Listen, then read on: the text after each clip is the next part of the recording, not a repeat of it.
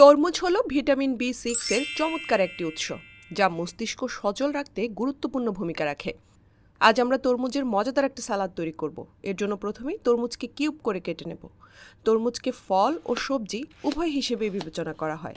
এতে পানির পরিমাণ 92%। তরমুজ কেবল খেতেই সুস্বাদু নয়, শরীর স্বাস্থ্যের জন্যও ভালো। এরপর আমরা কিউব করে শসা কেটে নেব।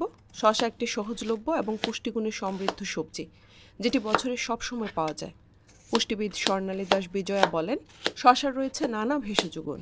ত্বকের যত্নে, পরিপাকতন্ত্র সুস্থ রাখতে, অতিরিক্ত মেদ ঝরাতে শসার বিকল্প নেই।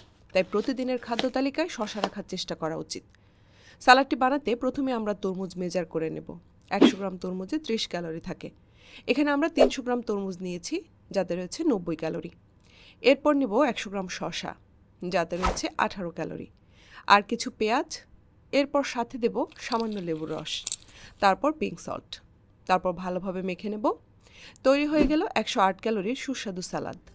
এই সালাদটি খেতে একেবারে ভিন্ন স্বাদ পাবেন, কিছুটা টক, কিছুটা মিষ্টি, আর সাথে পেঁয়াজের হালকা ঝাঁঝ। এক কথায় মাইন্ড ব্লোয়িং। কি ট্রাই করবেন নাকি আপনিও?